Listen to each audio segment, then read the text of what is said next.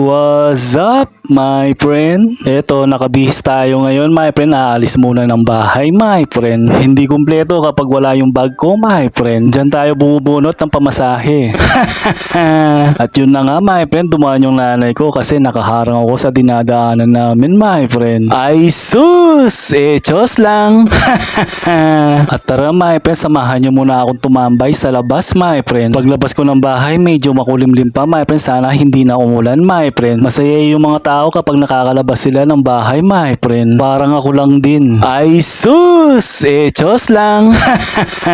Yung sinasabi kong tumambay sa labas, my friend, ito yun, nagsisimba ako tuwing Friday, my friend. Nare-relax yung utak ko kapag dito tayo tumatambay, my friend. Tingnan mo naman yung lugar, my friend, ang ganda naman. Madalang lang ako lumabas ng bahay kapag gusto ko lang, my friend. Kaya kung gusto mong tumambay dito, my friend, samahan mo ako, my friend. Basta pagkatapos nating tumambay dito, my friend, ilibre mo ako ng pagkain, my friend.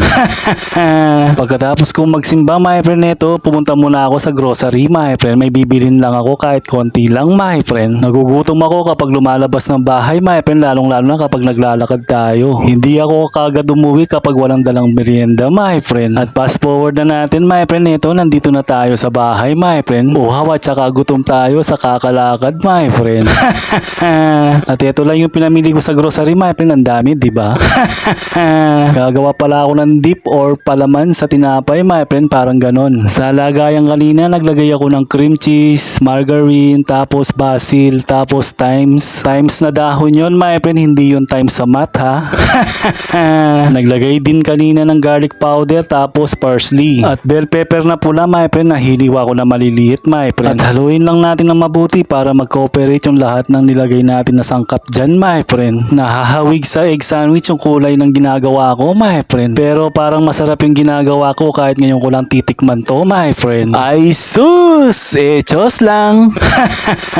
Pag okay na yung paghahalo natin, my friend, yan, nilagay ko sa isang plastic tapos nilagyan ko ng parsley sa ibaba, my friend. Tapos paikot-ikot lang natin yung plastic, my friend, para mabubuo siya, my friend. Kung titignan mo mabuti, my friend, para lang siyang cheese, my friend, na binalot sa plastic na may kulay, my friend. Ganyan lang kasimple yung ginawa kong palaman, my friend. At dalawang ganito yung nagawa ko, my friend. Tapos lagay natin sa chiller ng mga 10 minutes or 20 minutes, my friend, para tumigas. Yung tamang napatigas lang natin siya, my friend. Iba yung nasa isip mo, my friend. Pagkain to. At yan, my friend, kumuha lang ako kanina sa tindahan ng biskwit, my friend. Siguro pwede rin to sa tinapay, my friend. At sulit na naman yung merienda natin ngayon at saka yung pagod natin kanina, my friend. Hanggang dito na lang muna, kaya sige na mga friends.